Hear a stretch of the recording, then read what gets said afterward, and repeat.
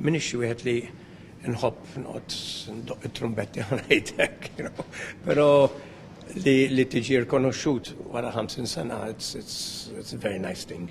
Christopher Kassar huwa wieħed minn 8 persuni li natalhom il-premju tal-ħaddiem tas-sena fit-turiżmu mill-Awtorità Maltija għat-Turiżmu u li tfisser mitludieb, speċjalment għax fl-aħħar xhur ir-ristorant li kiber fih kellu jimxi. Biċċalek il-kuntratt titfittex post ieħor għax il-post inbieħ. It's a big shock to the system ħanajtek. L-isfida rnexxielu jeliba jgħidilna wkoll is-sigriet tal-ħidma huma impjegati lejali. Importanti li kollok bażi tajba ħanajtek. Jien għandi nismija ilhom 20 sena, 25 sena, Olin, u tu sibhom.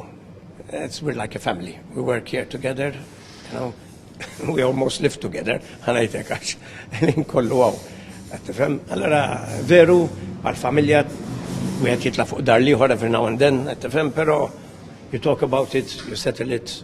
Iħares lura b'sodisfazzjoni jgħidilna anke fost uħud mill-aqwa memorji tiegħu fis-settur, fosthom meta ospita lir-Reġina tad-Danimarka l-attur Charlton Heston. Fiċ-ċerimonja tagħha l-awtorità rrikonoxxiet għad ta' negozju persuni oħra, il-gwida Giacomo Muscat u rebbieħ ieħor. Vettarani jiena it-tours tiegħi partikolari ġifieri, jiena libesek, jiena nidħol fiż-żarbun ta' xi ħadd mill-arkivi li jgħix, f'dal-każ kurs armati li ġġielet fl-assedju, allura jiena mhux titkun vera intuit biex niftemu biex titħol, allura di tina konfidenza u anka konfidenza fin-nies ta' madwarna. Giacomo ilu gwida għal dawn l-aħħar sentejn. Minn dukon żgħir l-istorja kienet ħajti iffissat, dejjem intaqtaq, allura issa sibt l-opportunità li maturajt xi ftit li issa dak li nħobb nagħmlu l-għajxin tiegħi ġifieri u tara n-nies jieħdu pjaċir. Fil-bidu jkunu jisom da minnu, imma mbagħad tarhom jieħdu pjaċir, jieħdu pjaċir, nitgħallem minn għandhom, nagħmel ħafna ħbieb.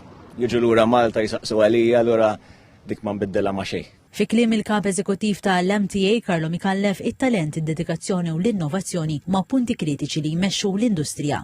Fiċ-ċerimonja sostna li n-nies rikonoxuti għal din l-edizzjoni huma essenzjali biex Malta tkun kompetittiva u destinazzjoni turistika sostenibbli. Il-Deputat Prim Ministru, Ministru għat-Turizmu Ian Borg qal li l-industrija mixja l qudiem u għalhekk li bħala pajjiż għandna nkomplu nħadnu l-innovazzjoni u ninvestu fil-kwalità.